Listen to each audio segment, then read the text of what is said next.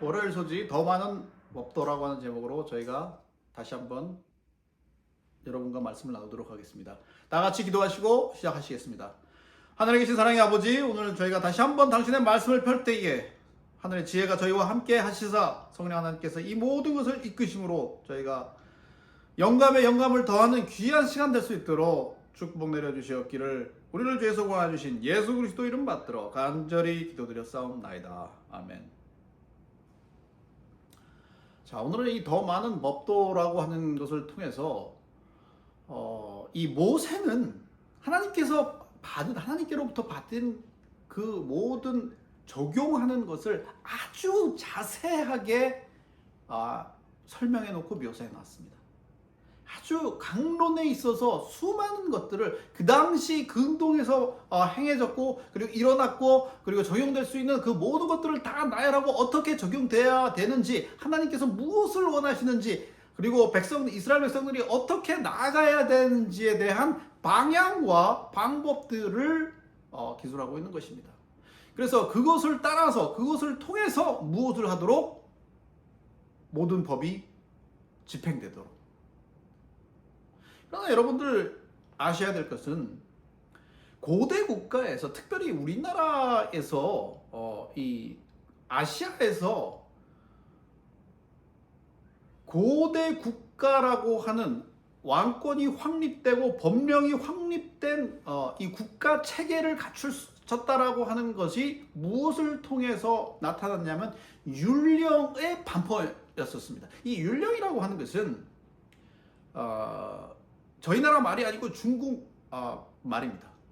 여러분, 한자를 써도 중국의 한자들은 주어 동사를 이 중국어에 맞게 씁니다. 그러나 우리나라 말은 한자를 써도 어떻게 됩니까? 보통 저희 나라 어순으로 기록을 합니다. 그런데 이 율령이라고 하는 것은 이 중국에서 온 것입니다. 특별히 이 당나라 시대 때 많이 넘어왔어요. 수당 시대에 넘어왔던 이 말은 그 당시 그 전까 율령이 반포되기 전까지는 귀족 회의에서 중요한 사안들이 결정되었었습니다. 그러나 이것이 반포됨으로 인해서 모든 것들이 법대로 하면 되었었습니다. 어떠한 시스템이 마련된 것입니다. 조선시대 이 경국대전이라고 하는 것을 통해서 그것이 조선이라고 하는 국가가 형성되었던 것처럼 법이라고 하는 것은 왕도 함부로 바꿀 수 없는 그러한 법이었었습니다. 그러나 왕의 역할은, 그러면 왕이 무슨 역할을 하는 것인가? 물론 왕의 역할은 이 군대를 다스리는, 그리고 적이 침공하였을 때 나가서 전쟁을 지도하는, 이끄는 그러한 전쟁 원수 수반의 이 군대의 수반의 역할을 하였었던 것이었습니다. 그러나 평소에는 이 왕은 어떤 역할을 하였었습니까? 최고의 재판장이 되었었던 것이었습니다. 그래서 지금의 헌법재판소와 같은 그러한 이 대법원의 판결이 내려지기까지 그 대법원, 지방법원에서 고등법원에서 다시 올라온 그 최종 법안을 심판하는 그러한 이 법을 집행하는 최고의 기관이었던 것이었습니다.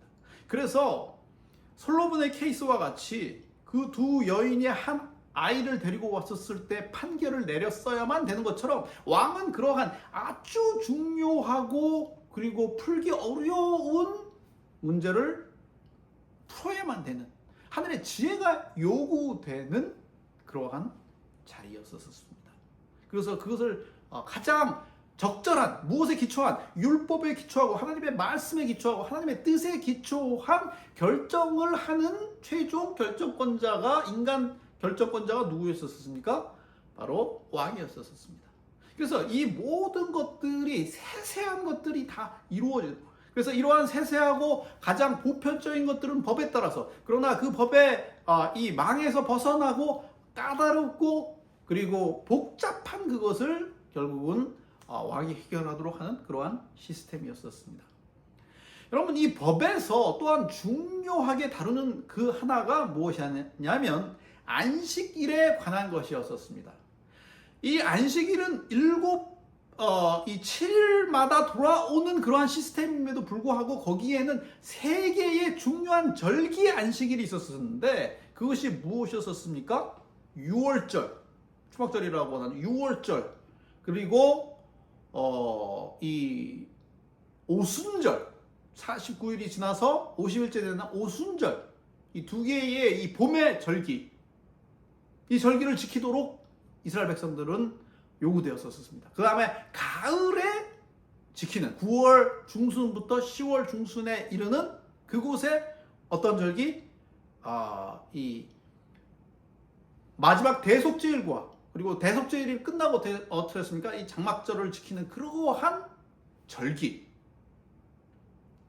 그 절기를 통해서 이스라엘 백성들은 무엇을 발견하도록? 하나님의 심판을 발견하도록, 그리고 어떻게 하나님께서 이 모든 심판을 진행하시는지에 대한 그것을 그곳에서 알도록 한 것이었습니다. 6월절은 누구에 대한 심판이었습니까? 모든 애굽의 신들과 그리고 애굽을 직접적으로 심판하신 그러한 그것을 기념하는 그러한 절기였었습니다. 그래서 그것을 통해서 죄를 심판하고 하나님께서 그리고 인간들을 구원한 이스라엘 백성들을 구원하는 것처럼 홍해에서 구원하고 애굽에서 구출해 내었던 것처럼 죄에서 구출해 내신 예수 그리스도의 십자가의 사역, 오실 예수 그리스도와 오시는 예수 그리스도, 그리고 그것을 통해서 이스라엘 백성들이 구원을 얻도록 그것이 영적인 그 구원을 경험하도록 고안된 것이 무엇이었습니까? 6월절이었습니다. 그것이 무엇으로 지정되었습니까? 안식일로 지정된 것입니다. 이 가을에 있는 이 대속죄일의 이것을 통해서 이 지구 끝에 있은 온 지구 끝과 세상 끝에 있는 누구에 대한 심판? 사단에 대한 심판, 악에 대한 심판, 그것을 보여주는, 그래서 그것이 무엇으로 지정되었습니까? 안식일로 지정되었습니다. 이것은 중요한 메시지를 저희에게 전달하는 것입니다.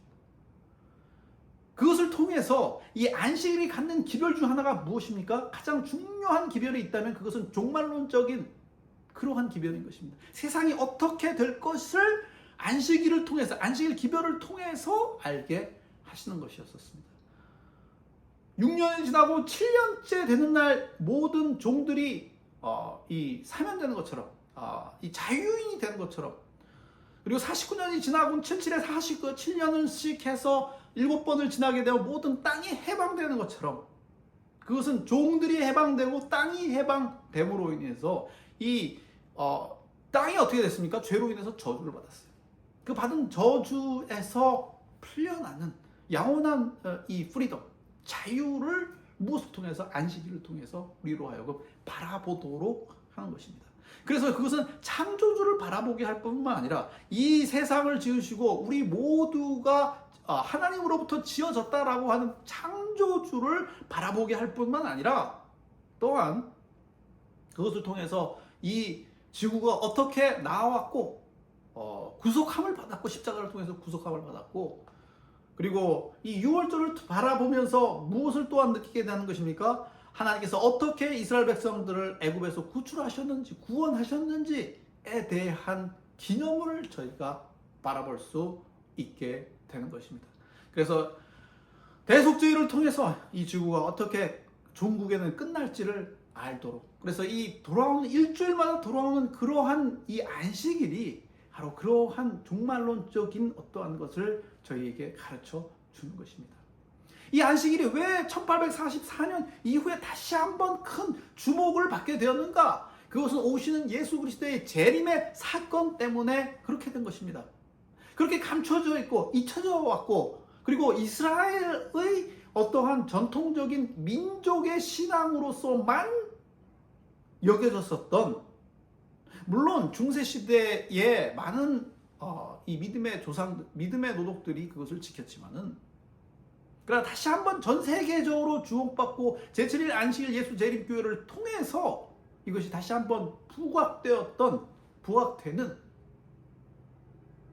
이 안식일을 통해서 하나님께서 더욱더 영광 받으실 뿐만 아니라 그곳에 감춰져 있는 기별, 오시는 예수 그리스도, 심판하시는 예수 그리스도, 그리고 구원하시는 예수 그리스도를 우리는 이 안식일을 통해서 발견할 수 있는 것입니다.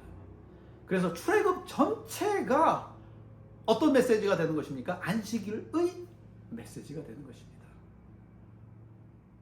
그래서